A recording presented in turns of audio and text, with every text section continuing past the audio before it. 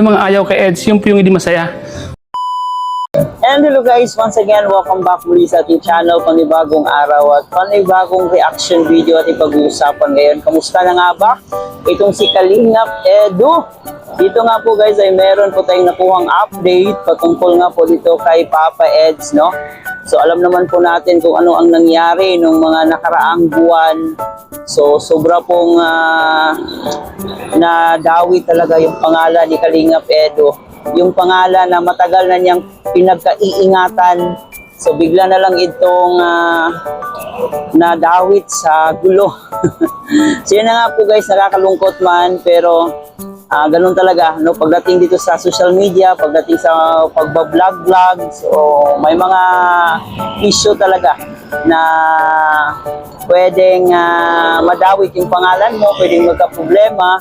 Pero kung may mga bad news guys, ay meron naman pong mga good news ang nangyayari. So doon nga po, narinig po natin ang boses ni Starrax, nakita po natin yung reaction niya patungkol nga po dito sa bagong pasabog kay Kalingap Edu. So baka meron na pong good news about sa love life dito kay Kalingap Edu. So yan po ay ating alamin dito sa video na to. So baka nga po ay tuloy po yung love team ni Bridget at saka ni Kalingap Edu, no? So baka sila yung susunod. So malay natin. So tapusin itong video na to guys, no? Para malaman natin kung ano yung good news at ano yung pasabog na sinabi ni Starrax dito sa kanyang video. Pero bago ang lahat, shoutout muna tayo sa ating ama ng Kalingap, Kuya Bal Santos Matubang, Ate Edna Vlog, and Kalingap Rab. Supportahan po natin ang mga keyboys, Kalingap partners, mga charity vloggers sa Pilipinas na tumutulong sa ating mga kababayang mahihirap. Huwag natin kalimutan. At syempre, yung mga kasama nating Kalingap reactors, ating suportahan, at mga Kalingap partners, no? Lahat ng mga tumutulong sa ating mga kababayan. At ito po yung lingkod guys, Pluwi TV. Baka naman po, paki-subscribe po ng ating channel, paki-like and share na rin ating video. And of course, paki-pindot notification bell para laging updated every time na mag-a-upload po tayo. So ngayon nga po guys, alam kong marami na sa inyo ang excited kung anong na nga ba ang update sa buhay ni Kalingap Edu. So meron po tayong nakitang video galing kay Starrax at sabi nga dito, may good news at may pasabog daw itong si Kalingap Edu. So alamin muna natin dito guys sa video na to. Iba yung nakakapagpangiti kay Eds. Baka iba yung nakakapagpasaya kay Eds. Ito yung lagi niyong tatandaan. Alam naman natin kung sino nakakapagpasaya kay Eds, di ba? Alam niyo naman yan. Pero siyempre, marami ang pwedeng baguhin dyan. Marami ang pwedeng mangyari. Di ba? Kaya sinasabi ko sa inyo, sa lahat ng mga manonood natin, sa lahat ng mga viewers natin, maging masaya tayo mga Kalingap. Maging masaya tayo kung sakaling may nakikita tayong pagbabago sa mga nakikita nyo. Maging masaya tayo dahil masaya na yung iniidolo nyo, di ba? Di ba kayo nagiging masaya? Pag makita nyo nagiging masaya yung iniidolo nyo, siguro alam ko na kung sino yung di masaya dyan. Yung mga kontra, yung mga antay, yung mga ayaw kay Eds, yung hindi masaya. Pero manigas kayo kasi iba na po ngayon si Eds. Iba na si Eds ngayon. Di po katulad dati. Si Eds, alam naman natin yan. Hindi yan basta-basta nagpapatik to. Kaya ito lang masasabi ko sa lahat ng mga nagiging masaya ngayon. Ituloy nyo lang yan. Dahil dyan kayo sasaya. Dyan kayo liligaya. Di ba? Sino ba naman yung ayaw sa masaya, di ba? Gusto natin palaging masaya. Yun, ito na. Ito yung hinahanap natin. Ito na yung hinihintay natin. Ayan lang natin yung mga bashers dyan. Ayan nyo sila. Ayan nyo silang manigas.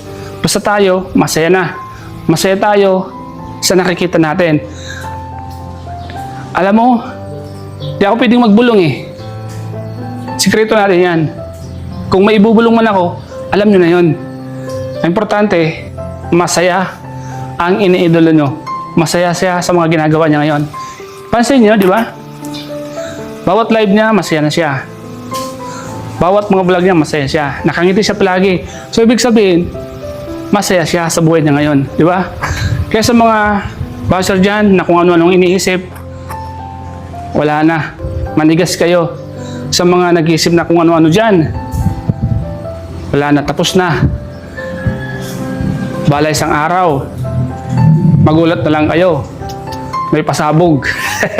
May pasabog, di ba? Huwag kayong pakakampante. Sa mga ayaw dyan ka, Eds, huwag kayong pakakampante, ha?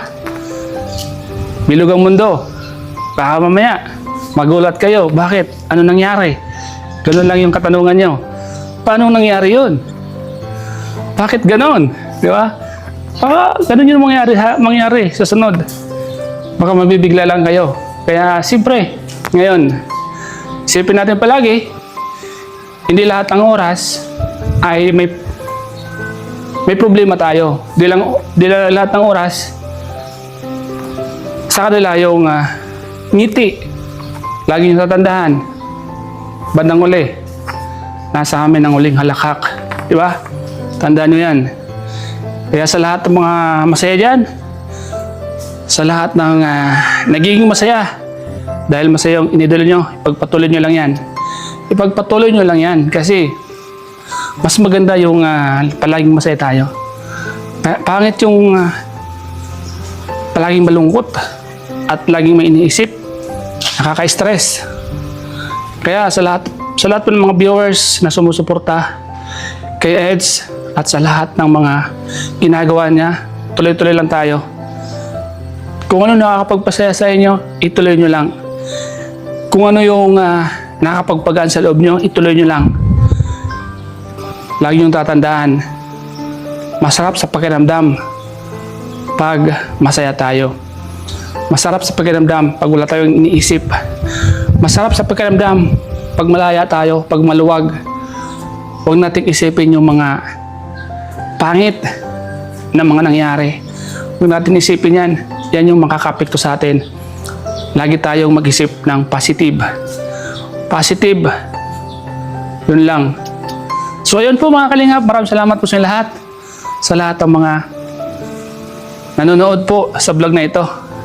Sa mga nagiging masaya po dyan dahil masaya sa Eds, congrats sa inyo.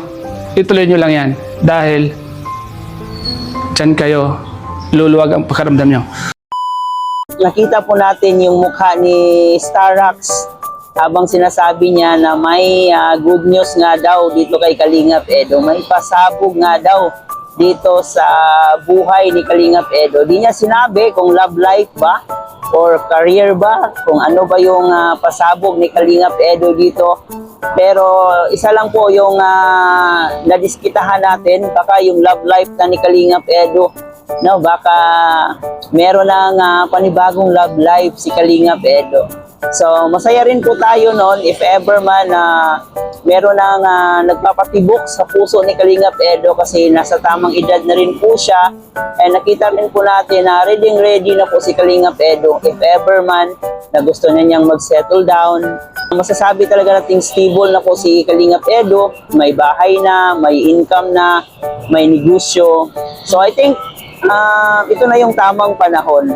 So, hihintayin po natin yan. And nakita naman po natin sa reaction talaga ni Starrax na masaya po talaga ngayon si Kalingap Edo.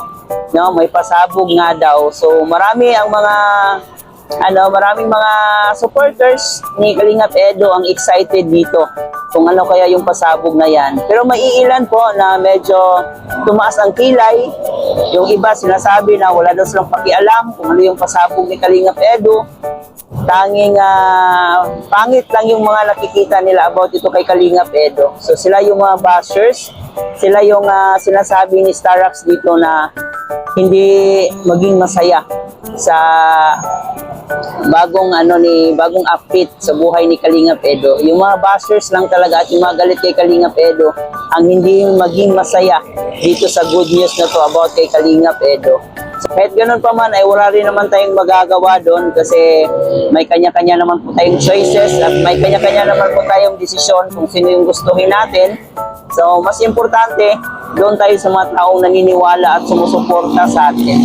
So doon tayo sa positive vibes. Huwag po tayo dito sa mga negative na mga tao na walang ibang makita kundi yung kamalian natin.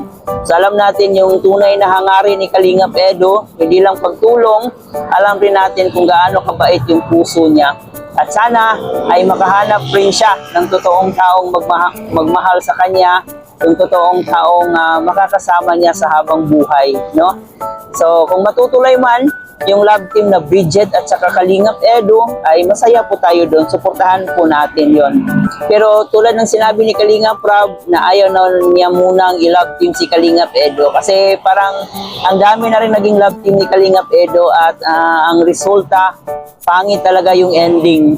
No? Maraming mga issue, may mga nawawakwak. So, sinabi ni Kalingap Rob na ayaw na niyang i-love team si Kalingap Edo dahil sa mga nangyari dati na hindi talaga for love team si Kalingap Edo.